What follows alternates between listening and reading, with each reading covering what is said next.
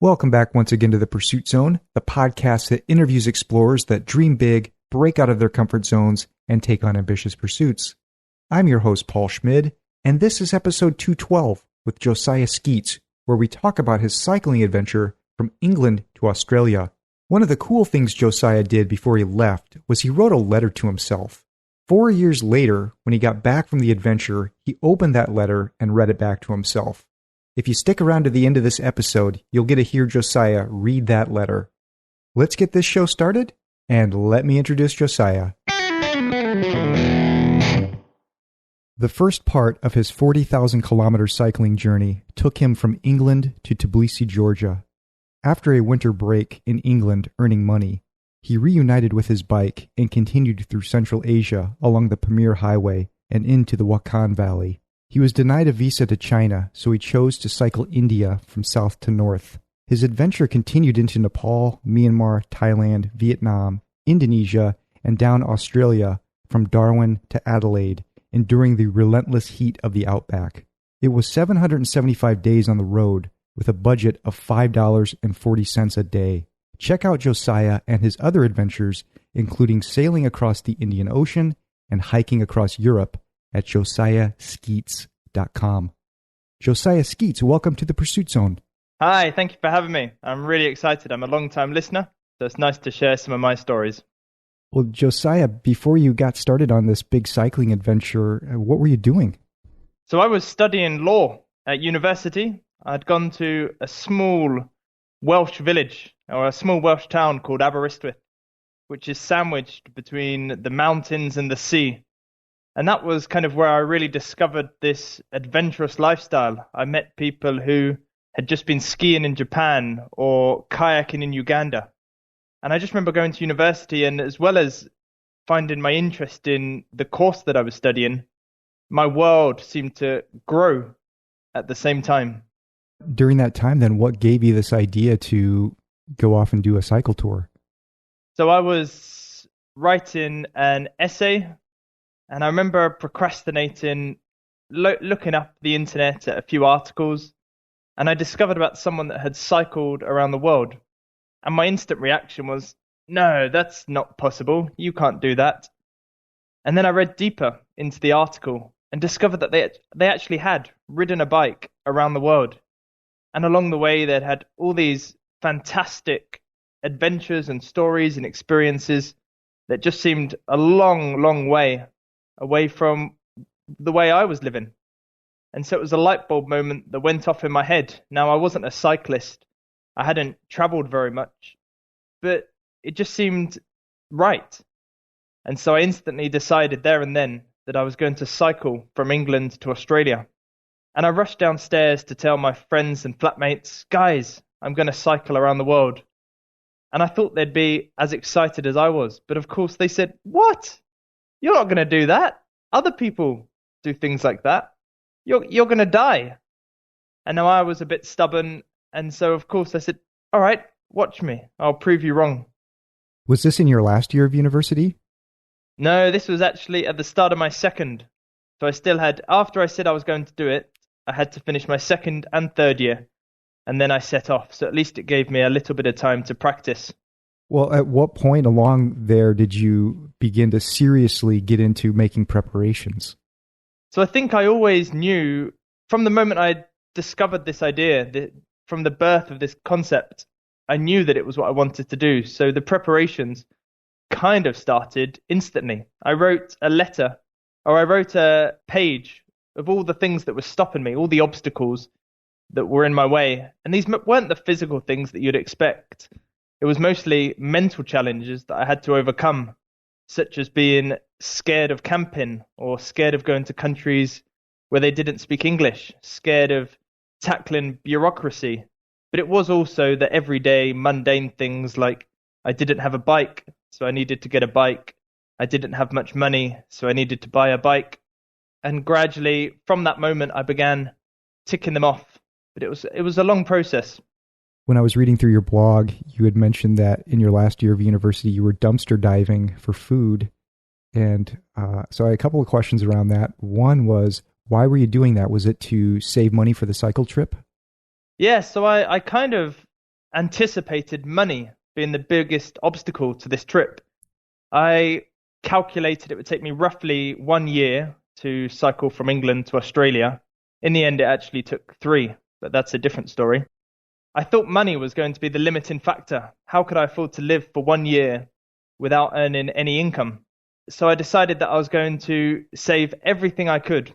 And every time I had to spend money, I calculated that in terms of how many days that could buy me on the road. So that every beer I bought at university, that was 1 day on the road.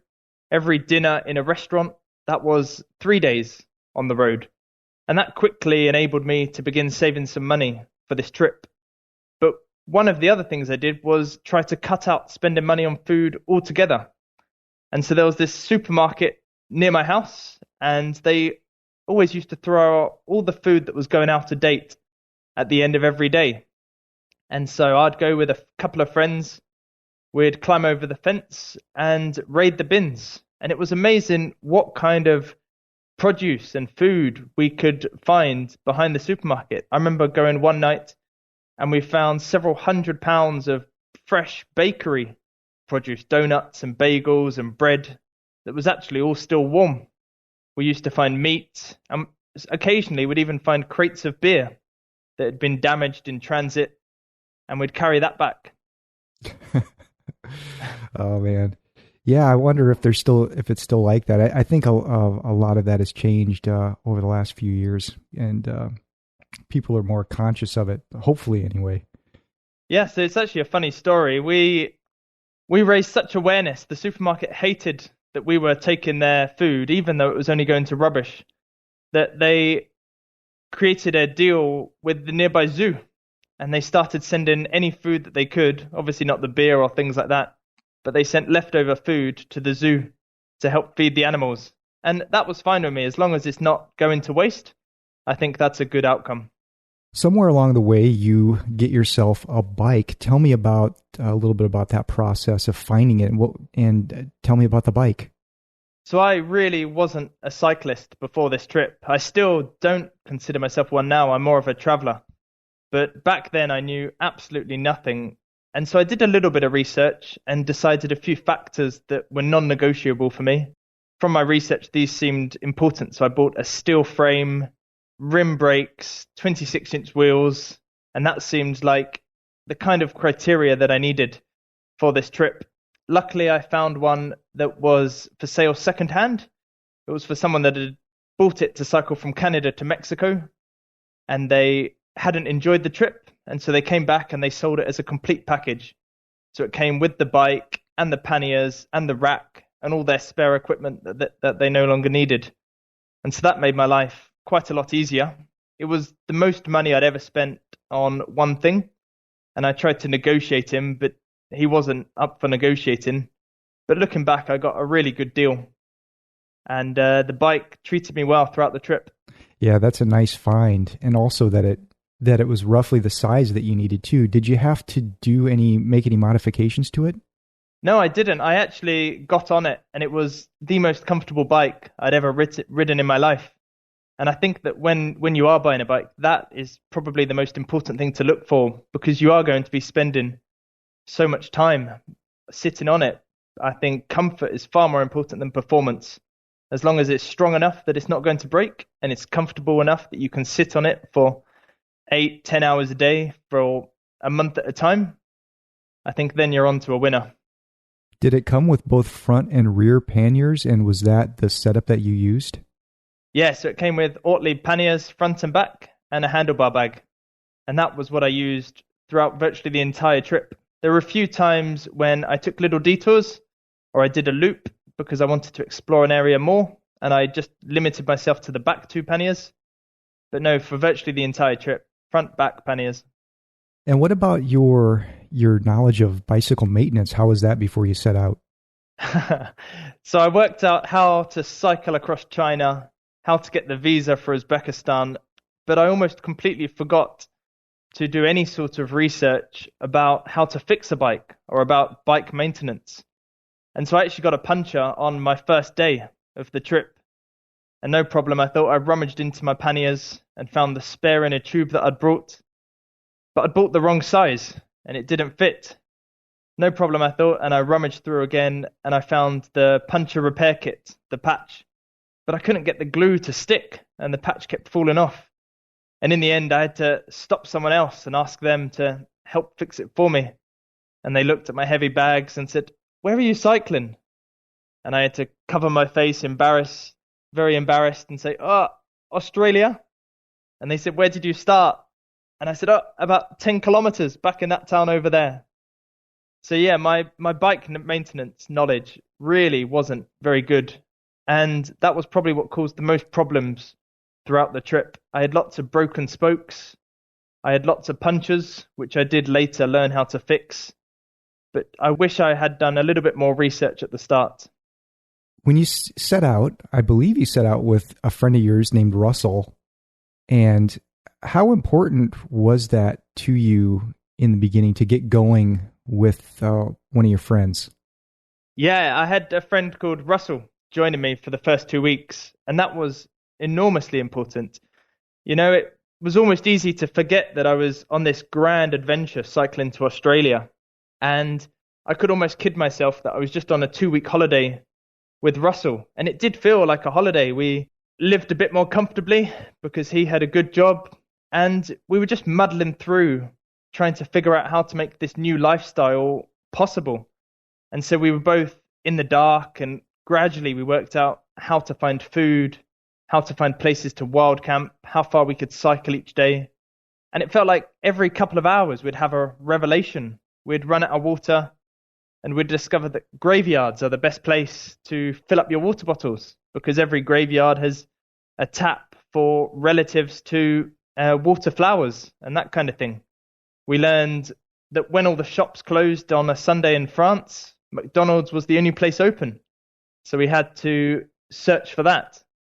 And yeah, so with Russell, it was really a nice, easy introduction.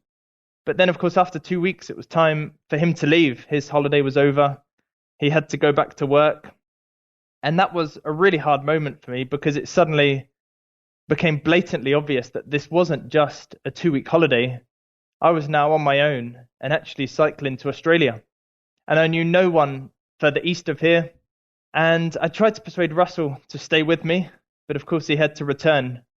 And so he got on the train and I continued cycling into the unknown. And that was probably the loneliest moment of my life. And I felt that I'd made this really huge mistake and that I was never going to make it to Australia. I was going to have a really lonely experience. And actually that afternoon I fell asleep in a park. And when I woke up, I was still half asleep. And I saw my bike, but I couldn't see Russell's bike. And for a few moments, I forgot that he'd left. And I went around looking for him, calling his name. And then when I remembered that he'd got on the train and was back in England, I was just devastated.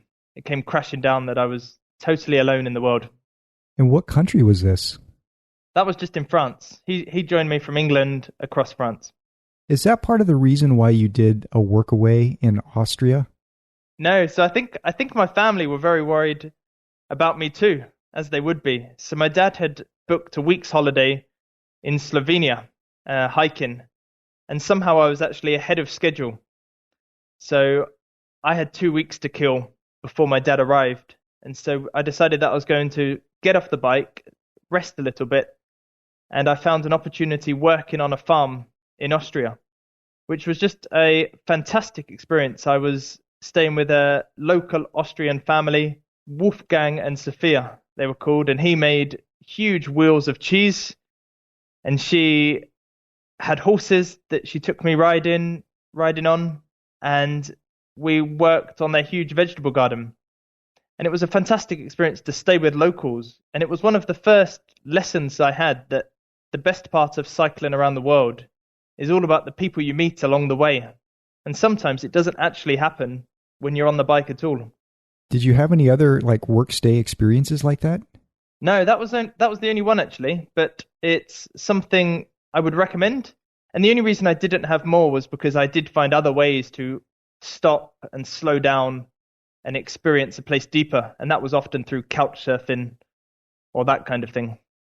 Eventually, I'm guessing as you're going along here, your spirits are lifting a little bit. You've had the workaway experiences. You did some hiking, I think, with your father. Now, though, you're making your way into Turkey, and I think you spent 49 days there. Maybe first we should talk about like what was it like cycling? Is Istanbul kind of the first place that you come into in Turkey? And if it was, I'm wondering what the experience was like cycling in there. Yeah, so you're absolutely right. Along the way, I think traveling is so much of a skill and it's something you learn and develop. So from those lows of France after Russell left, I really developed a skill as to how to travel and fell into my own routine and my spirits lifted and I did learn to absolutely love it. So by the time I got to Istanbul, I thought I just wanted to do this lifestyle forever. Istanbul is the first place I came to in Turkey, and cycling into big capital cities or big cities is always quite an unpleasant experience. But Istanbul is particularly horrible as the land gets so narrow and thin that all the traffic gets funneled onto one or two highways. Now, I tried to escape this and take small footpaths and tracks that I could find on the map. And sometimes these worked, and I skipped a few kilometers of busy, bustling 8-lane highways.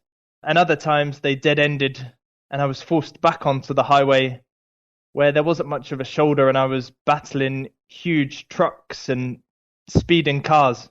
Yeah, it was a huge relief when I reached Istanbul. I was staying in Sultanahmet, which is on the western side of the Bosphorus Strait, and I was looking across over to the Asian side and the glistening lights on the far side, and I'd cycled across an entire continent, all of Europe.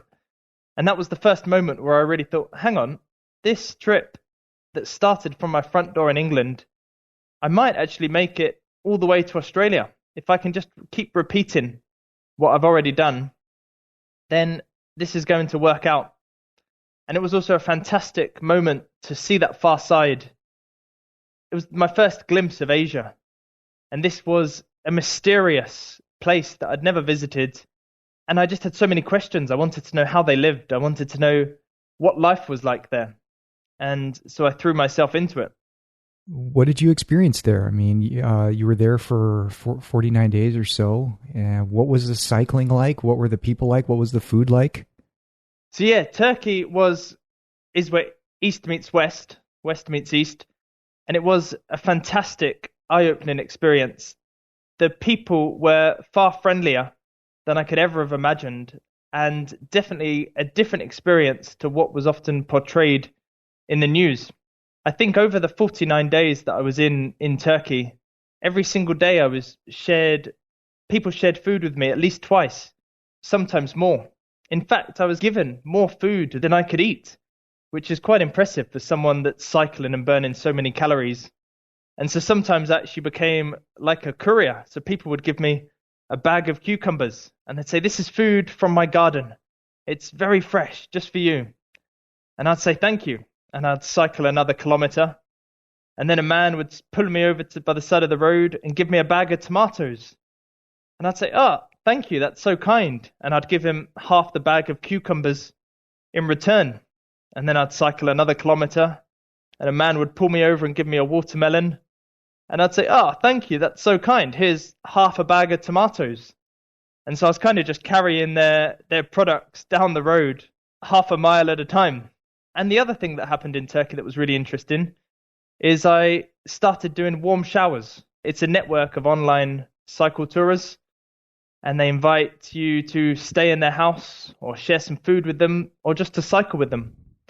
And so I stayed with a cyclist and had a really fantastic experience, got a local experience, and then his cycling club joined me the next day. And then the next evening I was passed on to the cycling club in the next village, and so on and so on.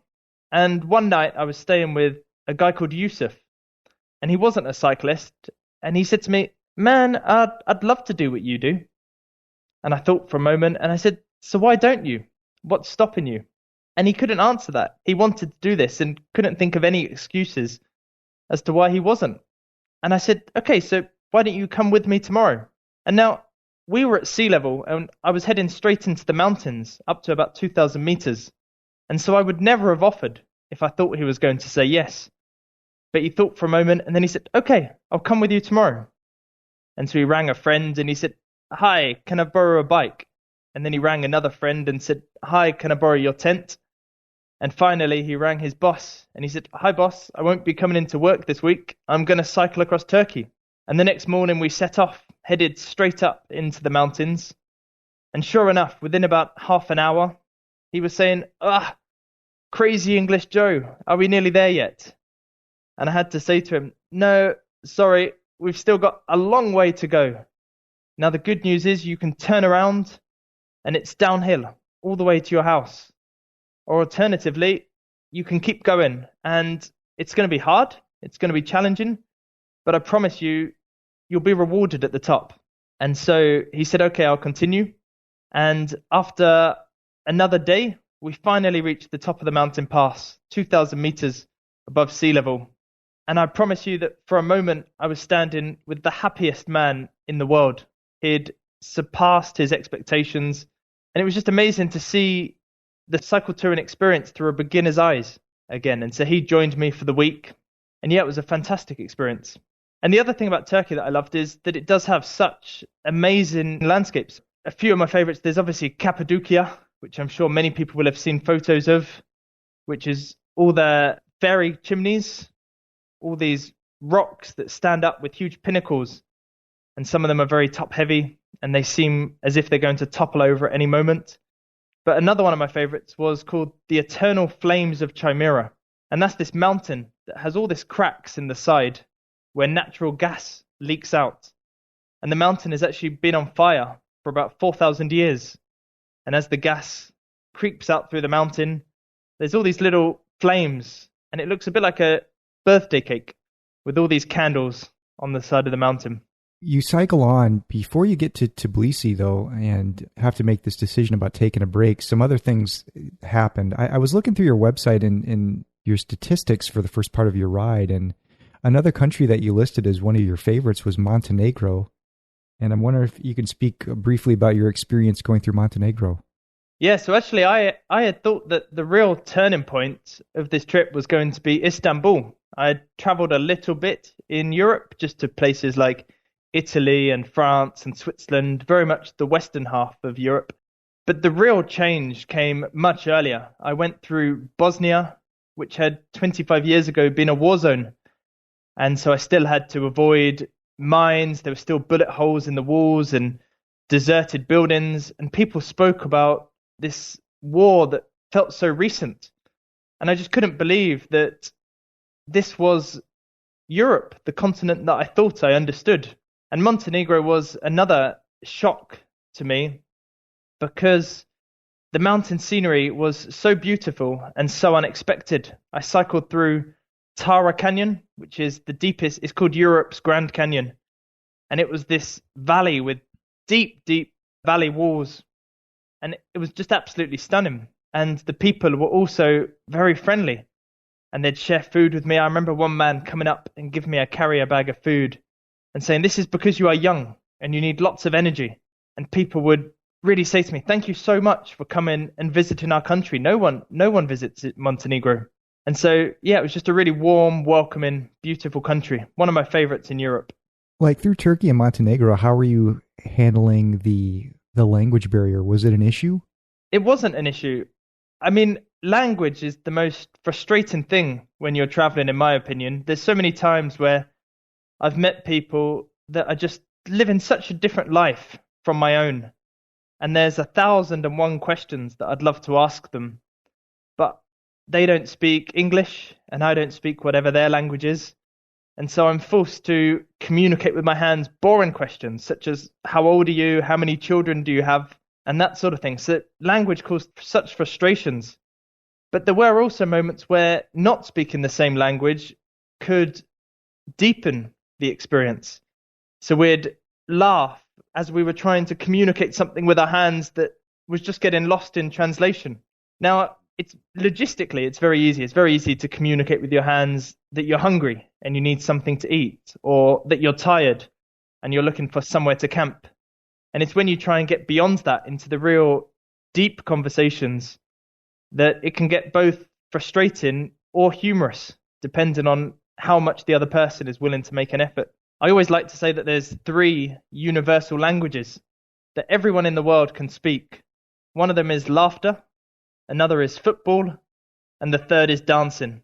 All 3 of those languages, wherever in the world you are, everyone can speak them. And so they were often what I fell back on to have an intimate experience with someone else.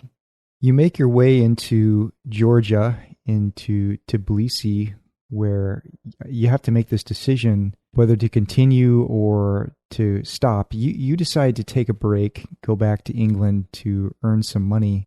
Tell me about that decision, because I think if I were you, I'd be worried about, if I stop now, will I ever come back to start again? So this was absolutely, without a doubt, the biggest turning point of my trip. Potentially, it's not even exaggerated to say the biggest turning point of my life, but at the time it was a very difficult decision. So I thought it was going to take 1 year to reach Australia, and over time I'd gradually fallen behind schedule. And then I was in Bosnia when I met this German couple who had cycled from Singapore back to Bosnia, so back the route that I was planning. And they were different to all other cyclists I'd ever met before. Rather than boasting about how fast they went and how much distance they covered every day, they boasted about how slow they were. We're so slow, we never do more than 80 kilometers a day, they said. But we always head for the mountains. We head for the most broken roads. And I camped with them for a night, and I listened to their stories. They shared some photos and videos, and they'd had experiences that I could only begin to imagine, and that I'd never heard other cyclists having. And they said to me, listen, you're going too fast. You're missing out too much along the way. And now I was also at a decision-making point here, because I either had to speed up and get through Central Asia and China before winter, or I had to slow down and potentially stop in Tbilisi for the winter. And after a night of camping with them, I decided that they were right. I was going too fast. I didn't want to speed up anymore. And so I was going to slow down. I was going to kind of adopt their philosophy of always heading for the mountains, always heading for the most mountainous, broken roads that I could find, because that was where the adventure was, and that was where the more interesting people was. So I took a much slower route to Tbilisi than I would have done otherwise, and I had a far better experience because of it. And so it was very hard to come home from Tbilisi back to England, because I wanted to carry on, but I couldn't continue with the winter. So I came home, I worked for 5 months, just in a pub, but saving more money. And it was never in my mind that I was ever going to give up. I don't think my mind or my heart ever left Tbilisi for that time at home. And the moment I went back out the following spring, I was hitting everywhere at the perfect time of year, and with enough time that I really could go as slow as I want. And every time someone invited me to stop for a cup of tea or to stay the night, I could say yes, because I had no time limits inflicted upon me. And so it went from being a 1-year trip to being a 3-year trip to Australia. When you get started again, this time you're also going with another friend, Susanna, and you two have to cycle across Azerbaijan to get to Baku, where you're going to take a ferry across the Caspian and then cycle into Kazakhstan. Maybe you can talk a bit about what was that stretch into Baku like, and then I'm also curious about what that ferry ride was like. Yeah, so when I went home, one of my friends, Susanna, had been following me on Facebook, and she decided that she would love to come and join me. And she was just the perfect kind of person to take on this trip. She was very people-focused and extroverted, and she had a self-confidence that I probably lacked. And so I was sure that with her by my side, we would have a lot more people-focused experiences, and it would be something new for me. Now, there were a few teething problems at the start, because she hadn't cycled. Her first pedal strokes on a loaded bike were out of Tbilisi. So that was very much a challenge. And obviously I'd got into my routine by this point. And so I was more rigid and stuck in my ways than she was. And so it was a bit of a challenge the first few days to work out how we were going to cycle together. But by the time we reached Baku, which is the capital of Azerbaijan, that was all working out quite well. From Baku, we were kind of stuck because the Caspian Sea was in our way. We couldn't go north through Russia because they weren't given visas, and we couldn't go south through Iran because they weren't given visas either. And that meant we had to cross the Caspian Sea. Now, there's actually no ferries, but there is a cargo container boat, which is how the lorries transport goods in the region. This was Central Asian bureaucracy at its finest. There's no boat schedule. It simply leaves when it's full. So we went to Baku and had to go to the port and ask if the ferry was running. And they said, no, there's no ferry, but they had no idea when there was going to be a ferry. And so we tried this for a couple of days, waiting for the first ferry. And then one day they said, yep, there's a ferry tomorrow. But the ferries leave from a port 70 kilometers further south. So you have to buy your ticket in Baku, and then it's a crazy rush down 70 kilometers to reach the ferry in time. And we got on the ferry, and it was just the two of us, and then about 40 or 50 truck drivers who were used to crossing the Caspian Sea every couple of weeks. And for them, it was a chance where they didn't have to be driving.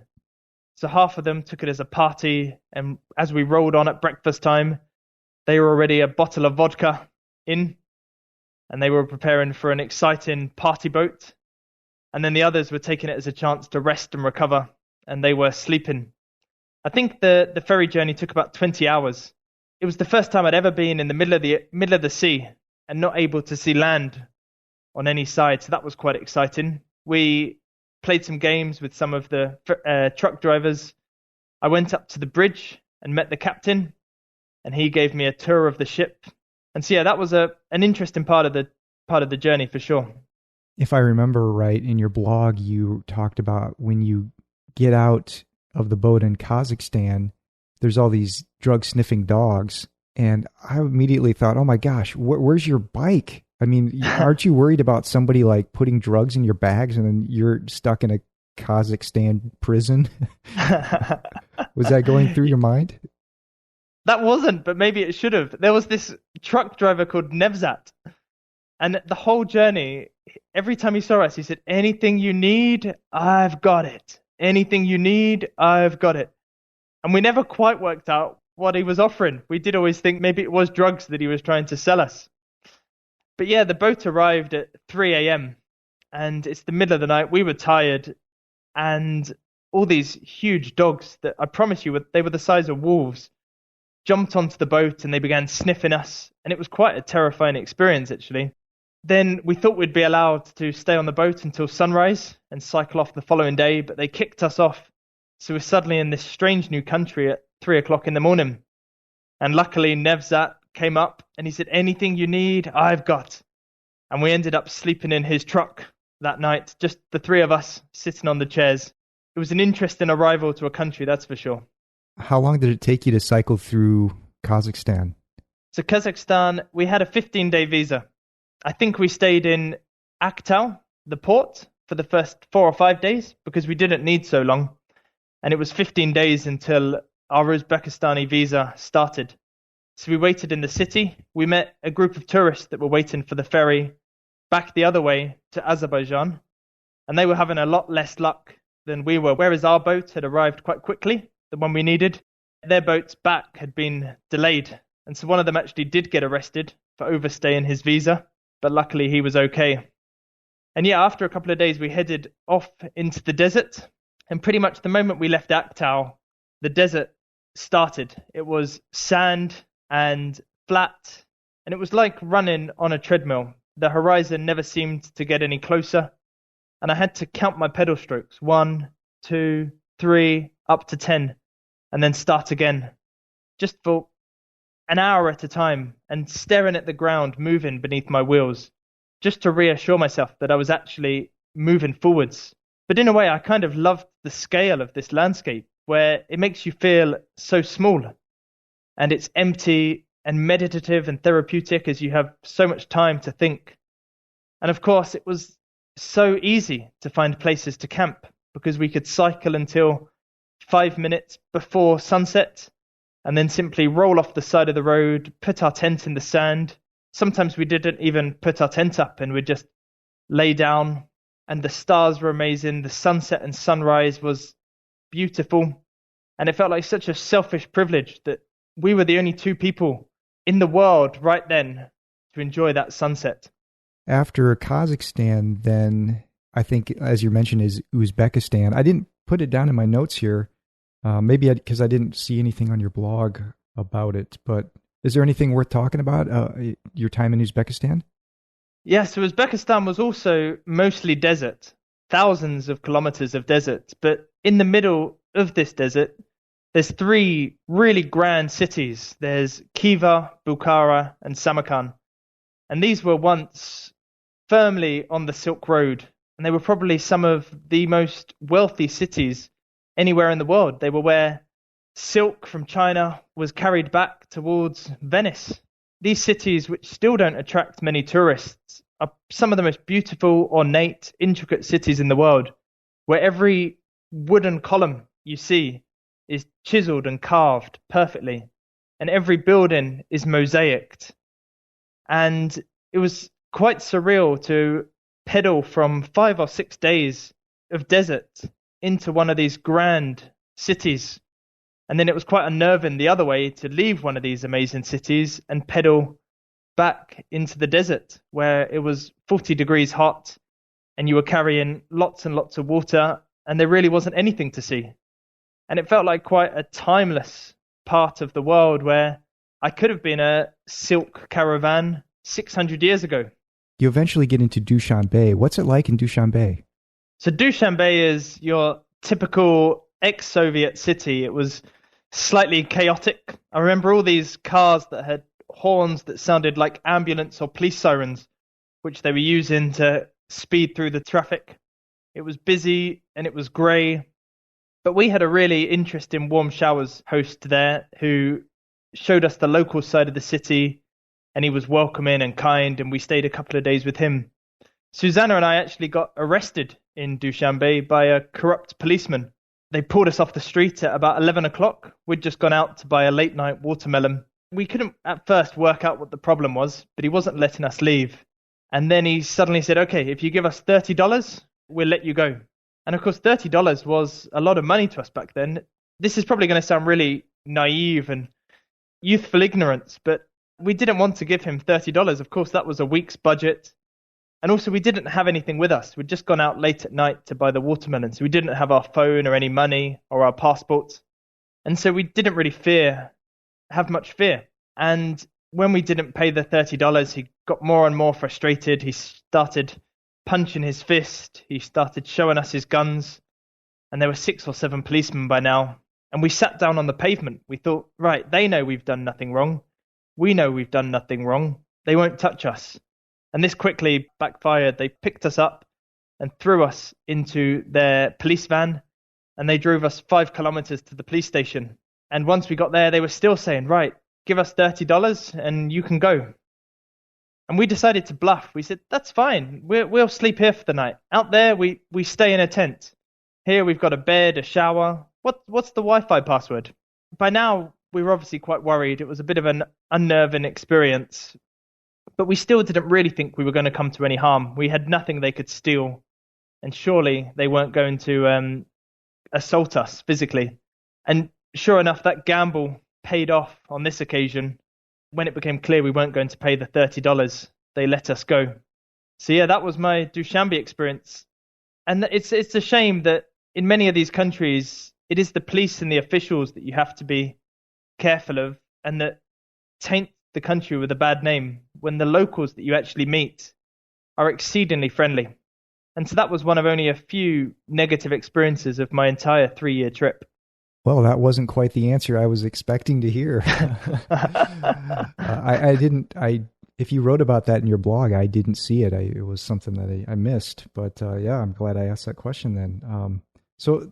But continuing on, you're heading out on the Pamir Highway, and at some point in time, you pick up a different partner, this guy named Will, who's dressed as Superman, cycling around the world.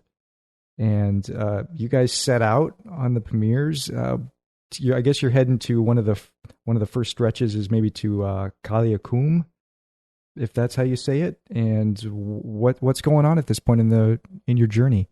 Yeah, so from Dushanbe, Suze decided that she needed to slow the pace down. And so she decided to stay back in Dushanbe and catch a bus to catch me up from Korog. And I set off and quickly met a guy called Will, who was cycling around the world dressed as Superman. Now, the Pamir Highway is kind of a mecca for cycling tourists because, firstly, you can only do it for a couple of months each summer. In the winter, it's so high in the mountains that it's covered with snow. And also, there's not very many alternative routes through these sections. You can either continue in the north deserts of Kazakhstan, or you can come south through the mountains. It's pretty much your choice. So in about a month here in Tajikistan, I probably met about 100 cyclists. And so it was great. You'd cycle with them for an hour or a day or 2 days maybe. You'd camp together. And then you'd go your separate ways. And it was fantastic to have so many cycling companions. But one of the guys who I stayed with for a longer period was Will, Super Cycler Man. And it was great to have a companion that I could stay with for a longer period of time. And obviously, because he was dressed as Superman, which he was doing to raise money for charity, we were the center of attention in many of the villages we'd gone through. Children were waving and laughing at us. And we had many experiences because of that, where people would say, we've been expecting you. It's Superman and his sidekick. Come and stay with us. And that first section of the Pamir Highway was really stunning. This is mountain scenery like I'd never seen it before. I think at first we went up to about 2,800 meters and then descended back down to Kailakum, which is on the River Panj. So the River Panj forms the border between Tajikistan and Afghanistan. So a lot of people had warned me about this section, that it was going to be dangerous, particularly friends and family back home. But of course, that's the media that has informed that information. And so as we cycled along the border with Afghanistan, you'd see people running up to the river on the far side, shouting, "Welcome, welcome," and waving their hands above their head. And as we cycled along, we could watch women riding donkeys, to the village to buy their bread or whatever they were doing with their daily life. And it was a time where you just realized that whatever the media says, people are the same all around the world. You decided to go off and do this Whakan Valley portion. Was Will with you at that time too? No, Will had gone on ahead for this point, but Suze had joined me again. Suze had taken the bus from from Dushanbe back to Korog to meet me. Yeah, so eventually you get into the Whakan Valley part. From what I read in your blog, this was a time where, you were meeting a lot of locals. They were giving you food, which in some instances it felt like you felt a little guilty of taking it, like you were taking the last food that they had. But at the same time, you were also, it sounded like, getting sick from the different food that you were eating. And so I was wondering if you could just tell me about, like, what was the experience like trying to make it through this Whakan Valley? Yeah, so this was one of the poorer regions that I traveled through. Food was a really big problem, not just for me, but for the people that lived there. It was a very barren, dry countryside where it was hard to grow vegetables. It was hard to keep animals. And I saw lots of signs, mostly about 10 to 20 years old, that were advertising that or documenting that World Food Projects or aid had been given to help this region survive with enough food. At the same time, they were so hospitable. Every village you went through, you'd be called in and given food and invited to stay. And I had a couple of experiences where I could tell that people were giving me food that they really couldn't afford to. And it was just because they were so hospitable. And they believed that kind of the guest or the traveler was a gift from Allah. And that they had to treat us with respect and hospitality. And so a few times people would stop me and say, "Hey, where are you cycling to? Or where are you camping tonight?" And I'd say, "Oh, I'm going to go 10 kilometers." Because I knew that if I told them I was going to camp soon, they'd invite me into their house and they'd share all their food with me that they really, really couldn't afford to. Now, food poisoning was a big problem in this area. I don't know what it was. I've heard various theories. One is that they cook the food in cotton oil, like from the clothing, and that unless you've had cotton oil from when you were young, your stomach can't digest it. But it did seem like for a couple of weeks, whatever I ate, it was going to make me sick. And that was the same for every tourist. I remember one time when I was staying with a local family, and I woke up and just knew instantly that I was going to be sick. And so I ran out. I'm just standing in my underwear, and I threw open the door, and I was sick straight outside, all over the family's donkey. I turned to my left, and we're just in this tiny village, and the conservative woman that I was staying with sees me in her underwear, and I had to rush back inside the house. And a few minutes later, she came back in and gave me a big pill, and I've got no idea what it was. It was all written in Russian, but I swallowed it, and I was fit and healthy again to go later that day. Food poisoning was a constant experience throughout this region. Somewhere you put in for a Chinese visa, it gets denied, so you have to change plans, and you decide, let's go to India instead. So I think Susanna at this point must head back to England or wherever she's from, and you're going to India by yourself. So tell me a little bit about how that happened, and how did you get to India? So Suze has gone home by this point. Suze is back in England. Her trip was finished.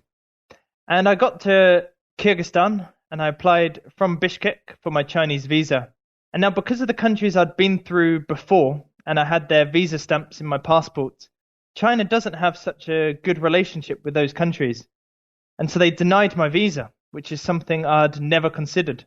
I couldn't go north through Russia because they wouldn't give me a visa, and I couldn't go south through Afghanistan and Pakistan because that was hard to get visas and not very safe.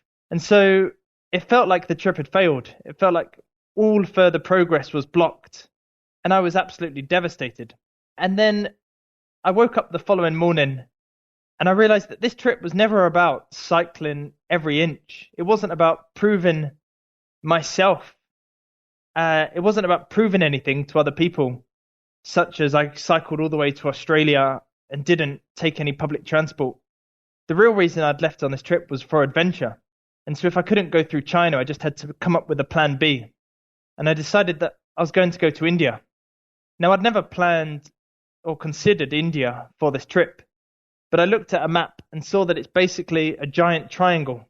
And there was something irresistible about the very southernmost point, the tip of that triangle. And so I decided I was going to restart my trip there. So I took a plane, which was just an hour and a half from Bishkek to Delhi.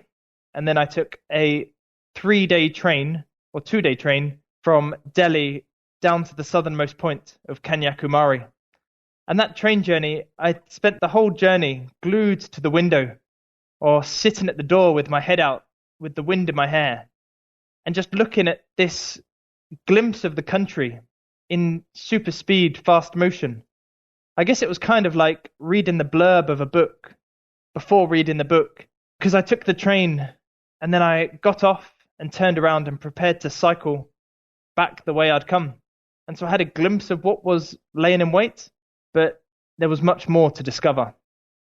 Now, because I'd never planned to go to India before, I didn't know anything about it. I could probably name 5 cities, and that was about it. And so it was a completely spontaneous trip. And every day I had to ask locals, shall I go this way or shall I go that way? Shall I head for the mountains or stick by the coast? Which way is more beautiful? And gradually I had this trip tailor-made by the locals who know far more about the trip than I do. And they'd say to me, go this way because there's a festival in that town next week. Or go that way because my sister's getting married and you can come to the wedding. And so what had at first felt like failure became a fascinating and spontaneous part of the trip. How did you find the cycling? Did you find when you were on the roads, was it pretty scary with traffic, or were you able to find smaller side roads with less traffic? So India is chaotic. There's no two ways about it. I guess I kind of had a mix of the busy highways and then the smaller backcountry village lanes. And I actually loved both. I wouldn't say it was that scary because I was faster than a lot of the traffic around me, particularly the moment you headed into a town or city or village. I was as fast as the cars and motorbikes because I could squeeze through all the gaps. And also the vehicles, the drivers are used to seeing cars on the road or tuk-tuks or lots of bicycles. So I actually felt safer in some of the other parts of the trip than in many other regions that I'd cycled through. But India for me was all about the people, much more than the scenery. I got in touch with a school in India that my old school partnered with, and I offered to give them a talk. And so I stayed with their head teacher and gave a talk to their pupils about my trip. And then I got passed on to another school to give a talk there. And this continued a few times. And then I was invited to give a talk to a cycling club, and I featured on a national newspaper. And all these connections gradually led to me being considered some kind of celebrity. And the newspapers and television were covering me almost daily, saying that I was cycling around the world for world peace. And so every night for a couple of months, I had someone to stay with at the end of every night, and I had a tailor-made route that took in the whole best of the country. It was a crazy experience, a little bit like Forrest Gump, and I had whole cycling clubs or people joining me for several days or weeks at a time. How did you find the food in India? The food was the best I've ever eaten in the world. It was diverse because it varied every day, even state to state. The food varied dramatically. I remember the first time I ate dal, so nothing special, just lentils. After all the food poisoning of Central Asia, I burst into tears because it tasted so flavoursome. And the guy who'd given it to me said, "Don't worry, you're okay now, you're in India." And yeah, sure enough, I didn't have any food poisoning. I guess that might be because my immune system had adapted. But the food was really a delight.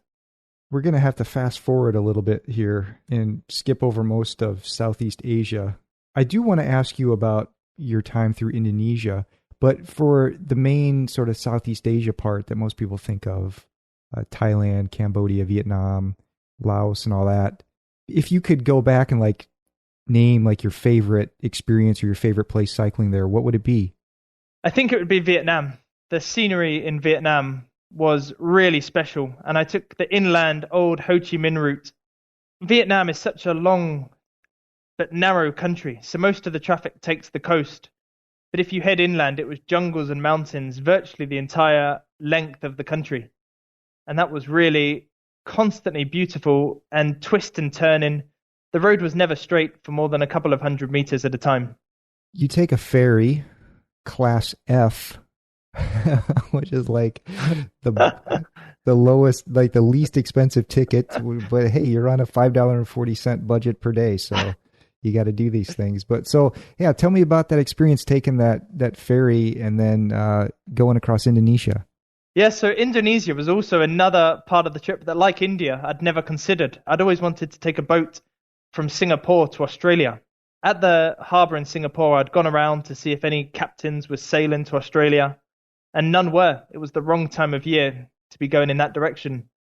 So I suddenly decided that instead of flying to Australia from Singapore, I'd get as close as I could, and that I was going to island hop across Indonesia. So I island hopped across 12 Indonesian islands, but the first ferry journey was the longest. It was 24 hours from Singapore to Jakarta on the island of Java. And I was looking at the different ferry tickets, and there was class F, class A, B, C, D, E, F. And I thought, how bad can that be? And I was almost curious to find out what it was like. And I think it was £17 for the 24-hour journey. And that included all your food. And that included my bike as well. They told me I couldn't take my bike on, but I managed to smuggle it on as we crowded aboard the boat. It was like a big dormitory with lots of beds that were sticky, and it was very humid and sweaty inside. And the food was barely edible. It was rice and fish every meal. And the fish had kind of a shimmer like petrol or diesel spilt on a wet road. But it was a fantastic crossing. Again, you couldn't see land on any side. Saw a beautiful sunset and sunrise. and then arrived in the chaotic city of Jakarta and prepared to cycle across. What was it like cycling out of Jakarta? So I actually took a bus out of Jakarta because it's the biggest city in the world without a subway system. And so it was really chaotic and horrible. You make it to Australia finally. You get into Darwin and you're going to cycle along the Stuart Highway. And I don't know how far along it is before you meet up with another cyclist, as has been the pattern. That's a good word. It's been the pattern of what's been happening to you all along the way here, meeting up with other cyclists. This time, a woman named Jamie, again from England. So tell me, I guess, about your experience from this point on. How long is it into the cycling adventure in Australia when you meet Jamie? Yeah, so I actually met Jamie on my third day. I'd prepared for this long, lonely stretch, 2 months straight through the middle of the Outback. I'd decided that I wanted to go through the middle of the Outback because I wanted to experience Australia at its most gritty and real. I really wanted a final challenge, a test, before I cycled into Sydney. And I think the reason I did cycle with so many people is because that is one of the joys of traveling alone, is that you have the freedom to travel with other people when you want to, and then go back to being on your own when you don't. And I really enjoyed that total flexibility. But yeah, I met Jamie on my third day in a town called Catherine, which was the last big town before we cycled into the Outback proper. And she had also cycled from England. We'd have been about 2 weeks apart at some points of the trip, but never met. And she was also going straight through the Outback. And so we decided to cycle together. And of course, with these things, you always need quite a bit of luck, because if you've got slightly different routines, or if she wants to cycle 100 kilometers a day and I want to cycle 80, or if she wants to stay in a hotel when she can and I want to camp, then it's not going to last a very long time. But in Australia, our routines were virtually identical, because you have to wake up early and cycle while it's cool. And then you have to take your breaks in the midday when it's really hot. And then you cycle again late. And of course, then you just camp wherever you end up. So our routines were identical. And we managed to cycle together for 6 weeks. And that was just an absolutely fantastic part of the trip, because I think otherwise the Outback would have been so lonely.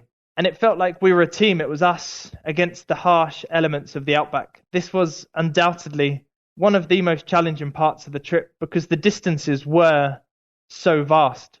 If I thought that Kazakhstan was like cycling on a treadmill, then the Australian Outback was that times 10. It was huge distances between food and water. I think the most we carried was 14 days of food and 25 litres of water. So we wobbled on our bikes, which weighed probably around 90 kilograms. We took the Stuart Highway, which is asphalted, all the way to about halfway to Alice Springs, and we saw Uluru, Ayers Rock, which rises out of the flat Australian desert out of nowhere. And it is just this gigantic rock that is quite miraculous. It's hard to believe that it's natural. It's easier to believe that it's kind of a meteor from outer space than it is to believe that it's actually something that should naturally be there. And then after that, we took the Udnadata track.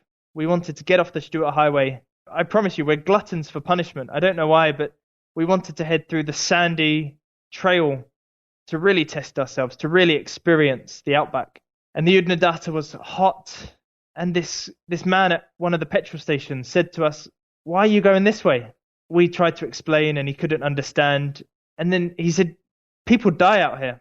And I said, "Don't worry, we always find shade at midday, whether it's a tree or a petrol station, or we have to just cower in the shade underneath our bikes."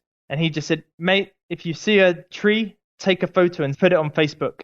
And he was right. There is nothing out there. It's sand, and you could go a whole day and just be passed by a handful of cars. But the real exciting part of cycling across Australia was the night skies, when the temperatures had cooled and you could set up your tent and lay on your back in the sand.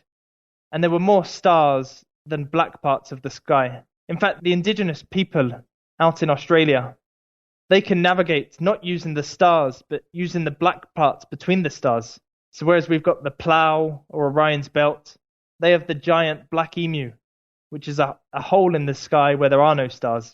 And so even in this hostile landscape, there were moments that were really interesting and exciting, and I felt we were learning a lot. Speaking of learning, I learned something new about Australia, and that is there's something called Mount Connor, which people think is Uluru or Ayers Rock, but so they call it Fulleroo. There's three enormous geological mountains or rocks in the middle of the Outback. One is Uluru, which everyone has heard of, and then there's Mount Connor, which you actually reach before you reach Uluru if you're going by road. And it looks kind of the same, but it's very flat on top. And yeah, it's nicknamed Fulleroo. And then there's a third one called the Catajutas. These do just rise out of the desert. And after 2,000 kilometers of flat sand, it's quite incredible. Well, as you say, you make it into Adelaide and then you cycle on to Sydney. What were your emotions like when you got into Sydney? Wow. The day before I cycled into Sydney, I kind of didn't want the trip to end. I thought about this moment for the 3 years that I'd cycled and the 2 years at university before that. And I decided that somewhere along the line, this cycling, which had seemed so scary at the start, somehow it had become my comfort zone. And it was actually easier to turn around and cycle back to England than it would have been to cycle into Sydney. Because when I cycled into Sydney, I knew everything was going to change. I'd have to find a job. I'd have to adapt to a normal life, whatever that looked like. But it was also massively overwhelming to think back at this trip that had lasted 3 years and to consider all the beautiful places I'd seen, but even more importantly, all the amazing people that I'd met. And it just taught me that there is no right way to live your life. I had a glimpse of, I like to say, a glimpse of 1,000 lives I might have lived. And I knew that from now on, although I would have to adapt to normal life to some extent, this trip had forever changed me as a person. I hate to say life-changing because it's quite a cliche, but this trip really had changed all my values and who I wanted to be. You mentioned at the beginning that you were studying law. Since you've got back and since you've had the experience of the adventure and other adventures, I mean, what are you doing now? I mean, how has it sort of changed your career path? Yeah, so I loved law at university, and I think I would have been quite happy to go and work as a lawyer. But this trip has just made me realize that I want my life to be experience-focused and relationship-focused, and that it is those two things, friends and experiences, that mean the most to me. And so I don't think I will ever study law now. It's been 3 years since I finished my cycling trip, and since then I've sailed across the Indian Ocean, I've cycled across South Africa, and I've hiked across Europe. And I'm currently writing a book about my cycling trip, which I'm hoping to finish soon. And I do just think that my curiosity is never going to disappear. And I'm quite happy with that. And I do think that I want to keep traveling and spreading a positive message. Now, one of the things that I thought was really cool that you did was you wrote a letter to yourself before you left on the adventure.